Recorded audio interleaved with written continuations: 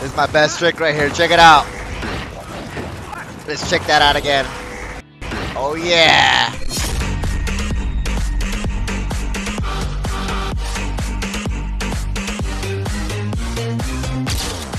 So everyone's got their own style of movement. This isn't about copying my style, but more about what's been working for me and the essentials that make the difference. What's going on? It's ninja tips. And you just witnessed the vulnerability of from engaging in a wall bounce too early. Selection of the wall, the right camera angle tilt, the sweet spot distance you are from that wall, and the roadie run split second initiation are all key to successful wall bounces. This isn't Call of Duty. This takes a lot of skill, baby. Anyway, feeling the need to share more movement chatter on Gears multiplayer today, so let me borrow your ears for a couple of minutes.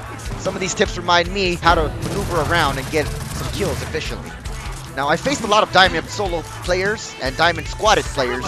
None of them wall bounce hysterically like the guys you keep seeing on YouTube, uploading non-stop wall bouncing and occasionally get a lucky kill or two to go with it. What they don't show you is who they're doing it to. 99% of the time, it's a silver 1 or a bronze 3 who are falling for that crap. I at least show the end screenshots of most of my montages. Those guys don't show consistency.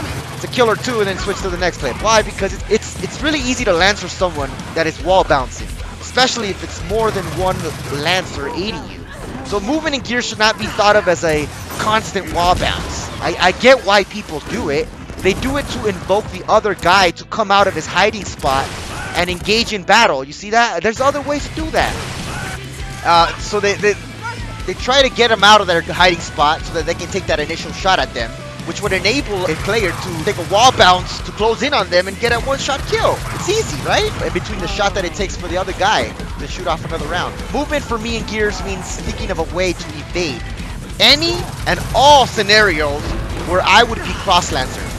That's straight up like how I view it. I said on Gears Nashers Tips 6 that the shortest point between 2 points is a straight line. So as soon as I see any movement or approach any corner, I stop my roadie run and give my character side to my enemy if he is close. I do this all the time, and it works to dodge or trick them into missing, and what helps me determine if they're gonna miss for sure are two things. One is the angle that they are facing. Why? Well, I picture their own bloody cog on their screen, that death bubble I like to call it, and how they are determining their own aim calculation at your position. So it really does help to move from your location instantly after firing. Most players won't risk very strong corrections because of how they can miss and how they would have to blind fire it, since the speed of aim correction is lowered when trying to aim in. Smart players that I have faced before have caught on to firing and retreating at the same time, only it happens while facing them, not giving them your side or back. So basically what I mean by that is shooting any weapon and maintaining the same distance from my target as he runs towards my direction, shooting and moving anywhere from the 3 o'clock to the 9 o'clock angles. Now the other determining factor to make sure that they are going to miss at you is it's a very visible light trajectory indicator of where the Nasher spread or any weapon spread is actually going to hit. It's super fast, but you can probably catch it in slow-mo, obviously. It looks like a cone almost in shape. Alright, so that covers enemies that are close and around corners. But if I'm roadie running and I see someone really far away pop out of a cover, something I normally do is just stop my roadie run, give him my side, or just do a side dash because chances are he's engaging in rifle or sniper fire.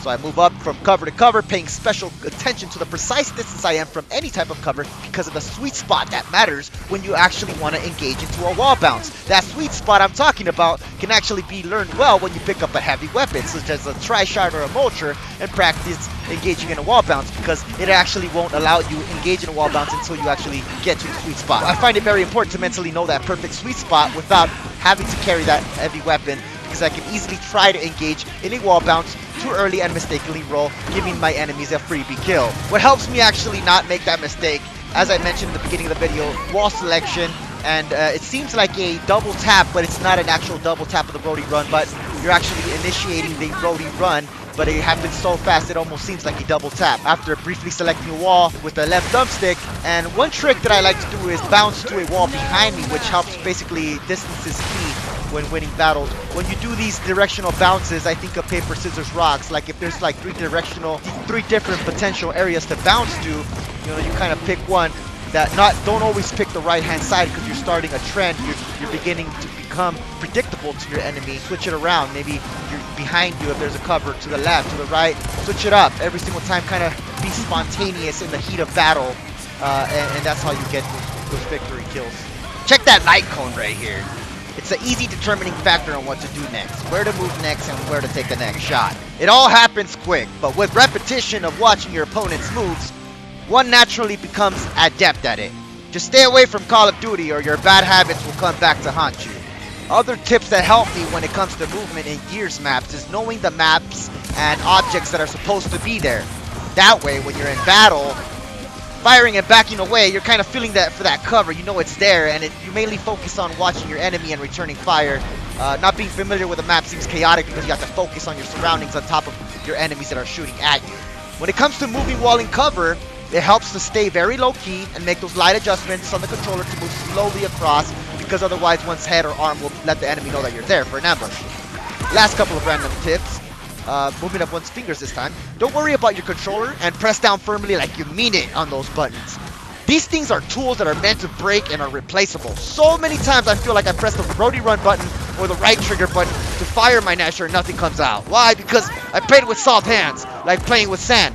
So the area of one's fingers and thumbs are also key to ensuring maximum pressure on the buttons, as well as going for the bottom of the RT button to fire, not the middle or top, because it's the G spot. Let's just say it for that for now.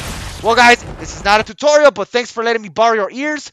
I feel like some players who try Gears of War give up because they don't adapt to the difficulty and dynamics that this game has to offer. I'm here to help, and I got more tips to come. Stay safe, and I'll catch you later.